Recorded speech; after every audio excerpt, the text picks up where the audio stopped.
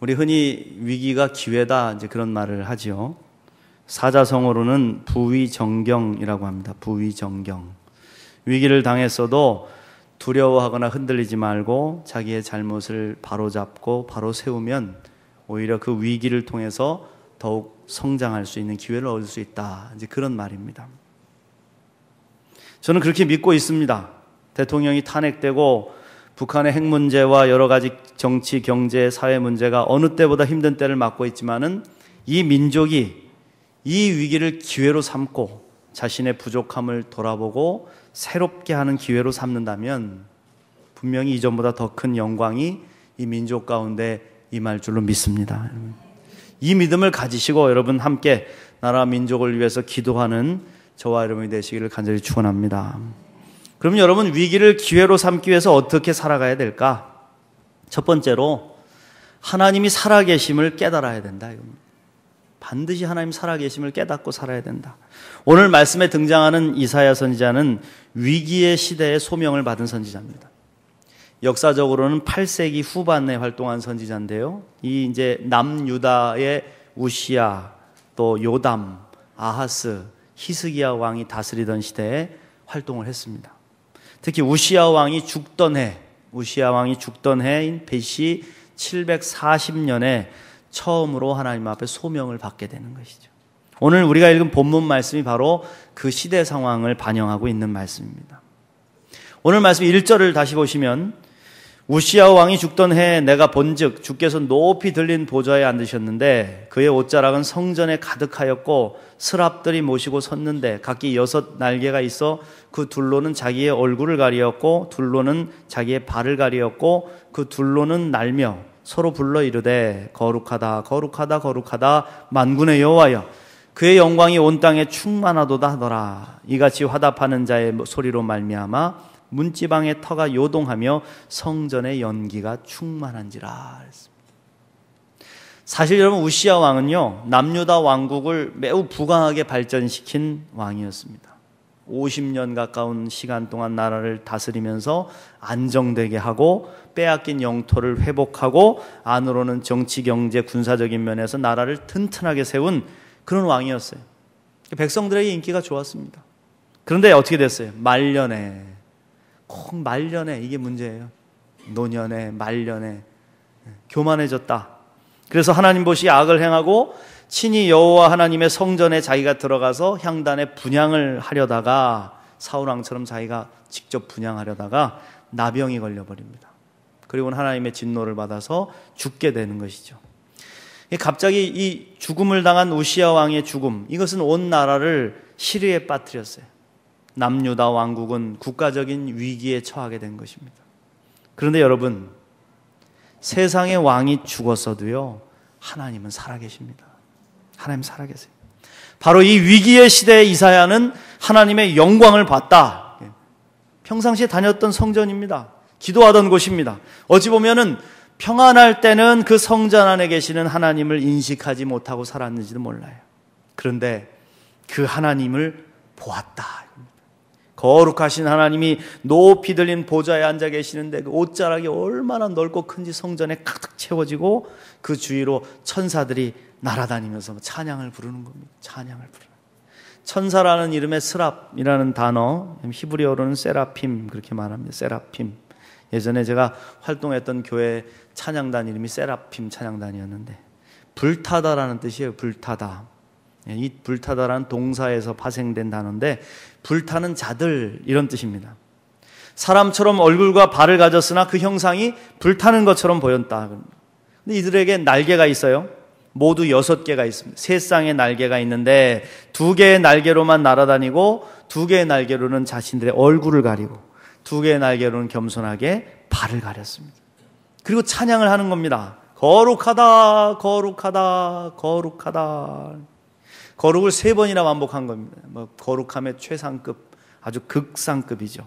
감히 인간이 범접할 수 없는 거룩함이 이 성전에 가득 흘러 넘치고 있다는 거예요. 이사야 선지자는 그걸 본 겁니다.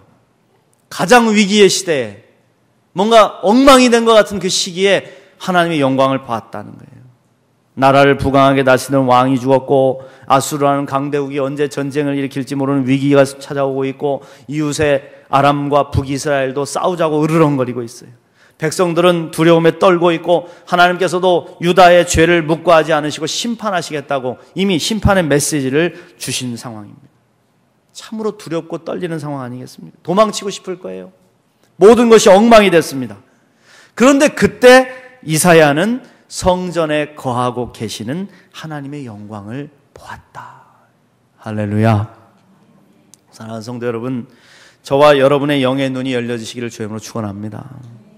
그냥 왔다 갔다 교회 다니지만 그것 가지고는 부족하다. 하나님이 살아계심을 볼 수 있어야 된다. 이걸 깨달아야 된다. 이걸 깨달아야 세상 힘이 다 빠지고 소망이 사라져 풍전등화의 위기 같은 앞에 놓여있다 할지라도 눈을 들어서 주님을 볼 수 있어야 우리가 희망을 품을 수 있는 거예요. 그때 임마누엘로 함께 하시는 하나님, 영원히 다스리신 나의 왕, 나의 하나님이 살아계심을 깨달을 수가 있다는 겁니다. 비록 여러분 세상 대통령들이 바뀌고 경제지표가 오르락내리락하고 테러와 핵무기가 우리를 공포로 몰고 간다 하여도 우리는 바로 그 자리에서 살아계신 하나님의 영광을 보고 믿음으로 고백할 수 있어야 된다는 거예요. 그러면 희망을 볼 수 있는 거예요. 세상 소망이 다 사라져버린 그때야말로 하나님의 살아계심을 고백할 때다. 이것이 여러분 우리의 위기를 기회로 바꿀 수 있는 첫 번째 단추입니다. 하나님의 살아계심, 우리의 왕되심, 영원히 다스리심을 믿음으로 볼 수 있는 저와 여러분이 되시기를 축원합니다. 두 번째로요, 죄를 고백하고 자기를 바로 세워야 된다. 죄를 고백하고 나를 바로 세워야 된다. 이사야는 살아계신 하나님의 영광을 봤어요. 그리고 소망을 얻었습니다. 그런데 바로 이어서 두려움이 몰려왔습니다. 그 이유가 뭡니까? 거룩하신 하나님 앞에 서보니까 자신의 죄가 철저하게 보였기 때문이죠. 하나님의 거룩한 빛이 우리를 조명하시면 숨겨진 죄가 다 드러나게 됩니다. 감출 수가 없어요. 이렇게 죄가 드러나는 순간에 어떻게 해야 될까요? 뭘 해야 될까요? 더 감추려고 막 숨기고 애쓰면 애쓸수록 더 여러분 망가지게 되는 거죠. 죄가 보이는데, 증인이 있는데, 그럼에도 불구하고 자꾸 부인하면서 아니라고 거짓말을 하면 얼마나 흉하냐 이겁니다. 이때 해야 할 일은 스스로의 죄를 자복하고 용서를 구하는 것이죠. 이사야는요, 스스로 죄를 자복했어요.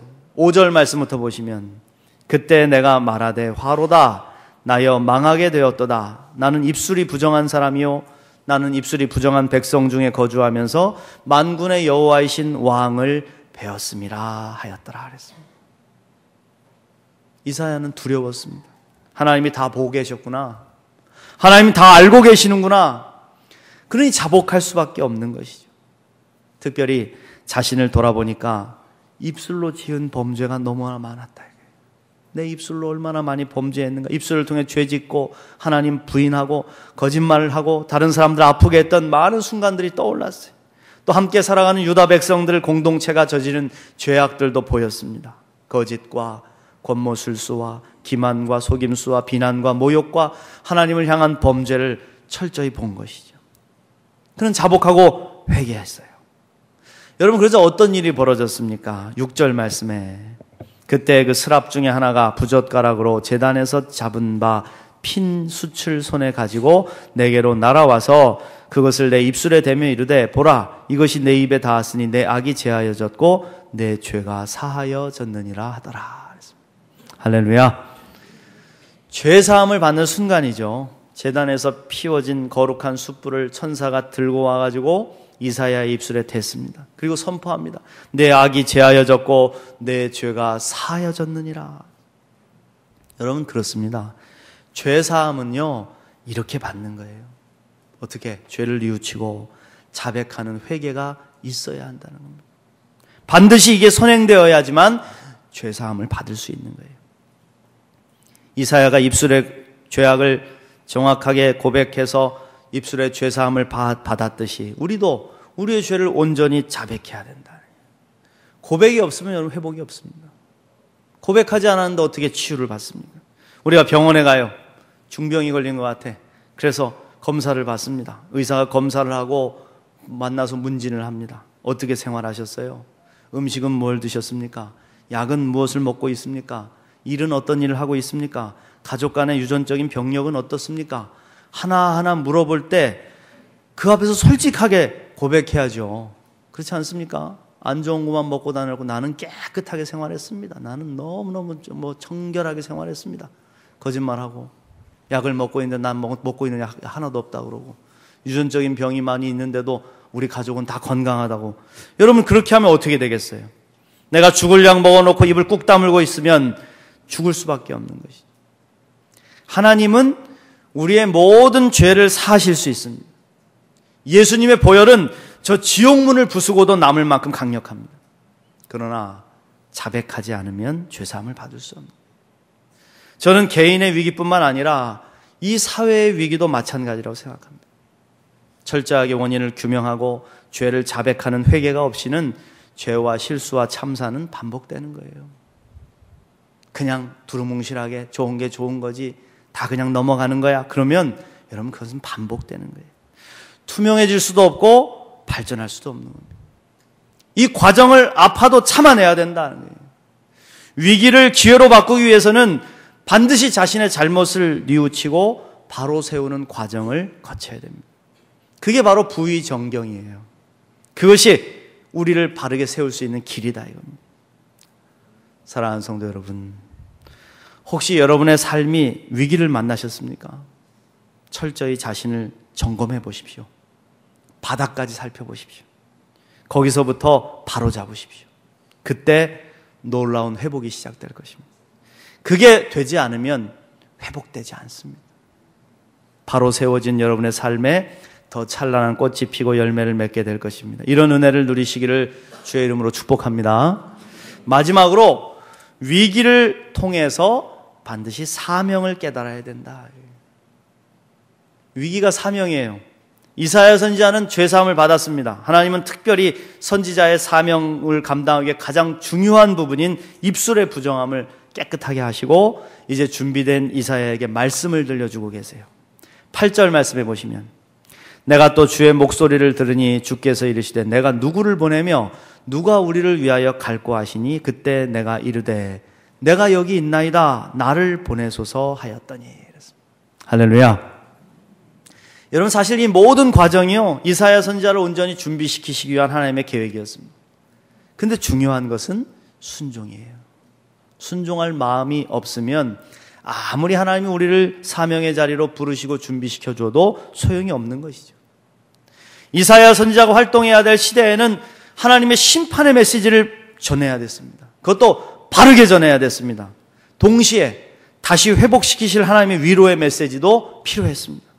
무엇보다도 여러분 우리 이사야 말씀을 계속 묵상해 가겠지만 이 이사야 메시지 안에 다시 오실 예수 그리스도 메시아의 도래에 대한 그 찬란한 메시지가 이 속에 담겨 있어요.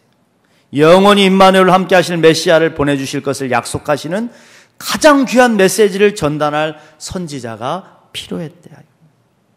그 막중한 사명을 감당할 사명자로 누구를 보낼까? 누가 나를 대신하여 갈까? 이 음성이 하나님이 들려주신 음성이라 이겁니다. 그때 이사야 선지자는 순종하는 것이죠. 내가 여기 있나이다. 주님 나를 보내소서. 하나님 저 여기 있어요. 제가 하겠습니다. 저를 보내주세요. 고백하는 것이죠. 이사야는 하나님의 마음을 읽었습니다. 그리고 이 시대에 무엇이 결핍되어 있는지를 알았습니다. 그리고 그것은 하나님의 말씀이었다는 걸 깨달아요. 심판의 메시지와 회개의 메시지와 회복의 메시지와 영원한 메시지를 통한 희망의 메시지가 그 무엇보다도 필요한 시대임을 절철하게 깨달았다 이겁니다. 그 갈급함, 그 부족함을 강렬하게 느낀 이사야는 주저하지 않고 자신을 보내달라고 외친 것입니다. 이때 하나님은 이사야 선지자에게 위대한 사명을 맡기신 줄 믿습니다. 이사야 선지자는 대선지자로서 하나님의 뜻을 전하는 선지자 중에 선지자로 우뚝 서게 된 것이죠. 그렇습니다, 여러분. 우리가 바로 이 사명을 깨닫는 시간이 필요한 거예요. 순종으로. 저도 청년 시절을 참 소명을 받는 기회를 얻을 수 있었는데 청년 수련회를 갔었을 때입니다. 청년의 수련회를 가서 마지막 날 저녁 집회를 하는데 담임 목사님이 오셨어요. 말씀을 전하시는 겁니다. 기독교의 이 도도한 역사의 강물이 흘러가는데 누가 이 강물에 떠들어서 하나님 나라와 영광을 위해 일할 사람이 없는가?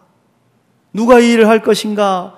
이사야 선지자처럼 내가 여기 있나이다 나를 보내소서 할 청년이 누군가? 그런 사람이 여기 있다면 손을 들고 기도해 봅시다. 그때 막 제 마음이 막 뜨거워지는 겁니다. 그 음성을 듣는데 가슴이 불타는 거예요. 그때 저도 모르게 그 자리에서 일어나서 두 손을 높이 들고 주여 내가 여기 있나이다 나를 보내소서. 얼마나 울면서 기도했는지. 그때로부터 소명을 받고 목회자의 길을 가게 됐습니다. 사랑하는 성도 여러분, 하나님이 우리를 부르실 때가 있어요. 그것은 꼭 이사야 선지자와 같은 위대한 사명으로만 부르는 것은 아닙니다. 아주 작은 일에도 부르세요. 근데 그 부르심은 직접적인 음성이 아닌 다른 방법으로 보여주실 때가 있습니다. 그게 뭡니까? 바로 위기이고 부족이고 결핍이다. 위기의 순간에 누가 이 위기를 극복할 사명자로 우뚝 설고 부르시는 주님의 음성이 그 속에 있다는 거예요. 그때 일어서면 사명자가 되는 겁니다. 부족이 눈에 보입니까? 결핍이 느껴집니까? 그것이 우리에게 주시는 사명을 깨닫게 하신 하나님의 음성이라 이거예요. 이 음성을 들을 수 있는 자는 그 자리에서 사명자로 우뚝 설 수 있어요. 주님, 내가 여기 있나이다. 나를 보내소서. 내가 하겠습니다. 그러면 사명자가 되는 것이죠. 아이고 와서 보니까 교회 애들은 보글보글한데 뭐 애들을 이렇게 그냥 방치하고 누가 돌보는 사람이 없나? 무슨 교회가 이렇게 체계가 없냐? 그러면서 막 중얼중얼하고 다니면 여러분 불평꾼이 되는 것이죠. 그런데 그것을 보고 내 눈에 본 그 부족함을 채우기 위해서 주여 내가 이 일을 하겠나이다. 그리고 그 자리에 나아가서 아이들을 돌보고 가르치는 선생의 역할을 감당하면 사명자가 되는 것이죠. 바로 그것입니다. 많은 사람들이 위기와 결핍과 불편과 부족 앞에서 사명자가 되기보다는 불평꾼이 되려고 해요. 불평꾼들은 유난히 부족한 부분을 잘 보는 눈을 가지고 있습니다. 잘 보입니다. 다른 사람들은 아무것도 못 보고 그냥 지나가요. 교회에 뭐가 이렇게 바뀌었어도요, 못 보는 사람 못 봅니다. 근데 보이는 사람이 있어요. 목사님 저게 조금 눈에 가로고 치는데 저것 좀 요렇게 했으면 좋겠습니다. 그렇죠? 와서 하세요.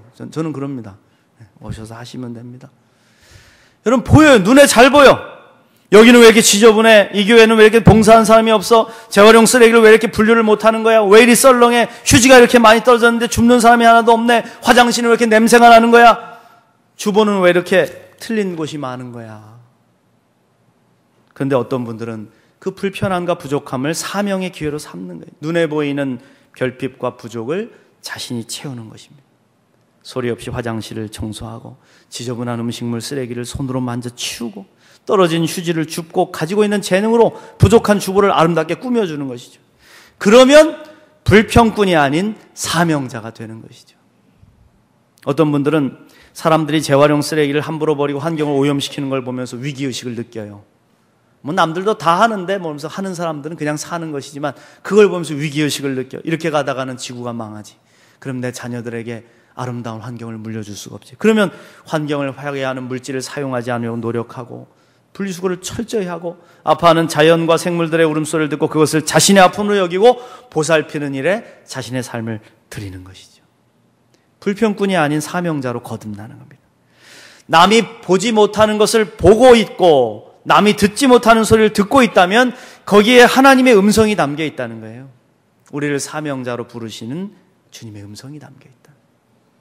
사랑하는 성도 여러분, 오늘 말씀을 통해서 위기를 기회로 바꾸고 사명자로 서는 저와 여러분 되시길 축원합니다. 아무리 삶이 힘들고 다 망할 것 같은 위기 앞에 서 있다 해도요, 두려워하지 마십시오. 왜? 우리 하나님이 살아계시기 때문에. 그때가 바로 눈을 열어서 주님을 볼 때예요. 주의 영광을 볼 때입니다. 그 하늘의 소망을 보면 절망은 끝나고 소망의 길이 우리 앞에 열리게 될 줄로 믿습니다. 그 위기의 순간에 자신의 삶을 철저히 점검해 보십시오. 돌아보십시오. 자복하십시오. 부족하고 죄된 모습이 있다면 회개하고 고치십시오. 다시 바로 세울 그 기회를 우리가 얻어서 바로 세울 수 있다면 주님은 우리에게 놀라운 회복과 은혜를 부어주실 줄 믿습니다. 위기와 부족과 결핍 속에 숨겨져 있는 하나님의 음성을 들으십시오. 누가 나를 위해 갈고 말씀하신 부름 앞에 순종하십시오. 내가 여기 있나이다. 내가 하겠습니다. 나를 보내소서 할 때, 그때 우리는 하나님의 사명자로 우뚝 서게 될 줄로 믿습니다. 이를 깨닫고 위기를 기회로 여기고 부족이 사명임을 알고 주님의 사명자로 우뚝 설 수 있는 우리 모두가 되시기를 간절히 축복합니다.